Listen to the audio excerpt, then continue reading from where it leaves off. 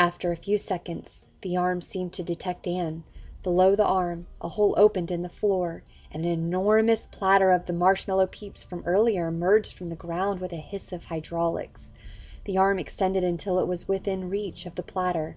Its metal fingers curved so that it was able to pluck the top peep from the pile with utmost precision and delicacy. Another arm descended from the ceiling, stopping next to the one holding the peep.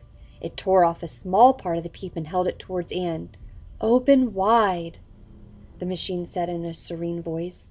Anne opened her mouth as wide as she could, sticking out her tongue. The arm gently placed the piece of the peep on top of her tongue. She closed her mouth and chewed. The peep was simply delicious. There was no denying it, so smooth and fluffy, like biting into a cloud. The sweet marshmallow melted into her mouth, and she closed her eyes as she felt the pink sugar sliding down her throat. Anne let out a soft moan and licked her lips, which were colored purple to match her hair.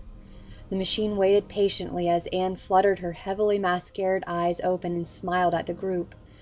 "That peep was fantastic," she said. Wonka beamed when he heard those words. The machine, sensing that Anne had finished her first bite, broke off another small piece. "Ready for more?" it asked in that same serene voice. "Open wide." Anne hesitated for a moment. That one bite had been surprisingly filling, though she supposed that had something to do with what Wonka had said earlier. Something about the peeps being designed to contain more flavor and calories. Should she really have any more? Still, she thought about how delicious that last bite was, and figured another small piece wouldn't hurt. She opened her mouth again and stuck her tongue out expectantly.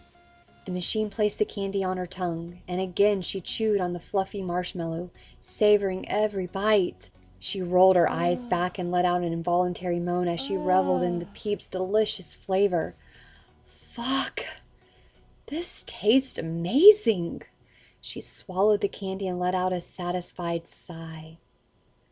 None of the girls noticed that as Anne swallowed her second bite, her normally toned belly, visible from beneath her crop top, softened ever so slightly.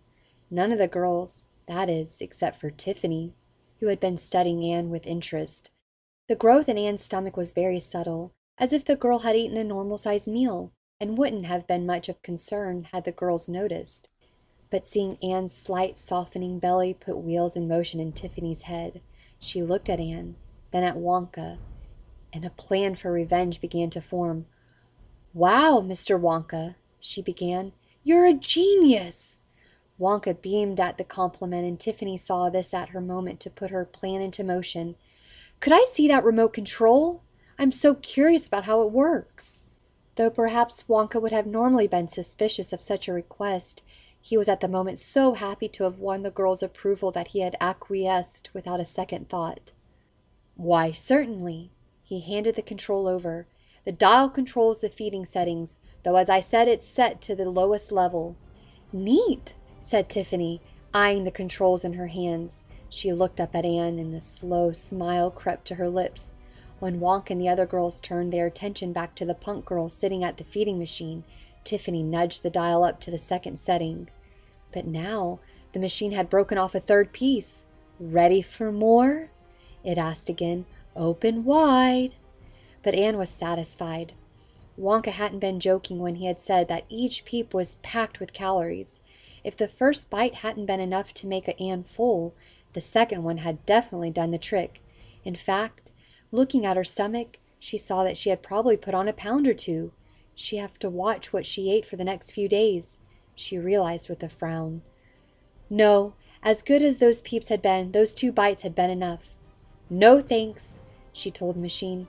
"I'm good." She had opened her mouth to decline the offered candy. The machine had pressed the piece of marshmallow, somewhat less gently this time, into her face. Her mouth already open, the candy had been shoved in, leaving her little option but to chew.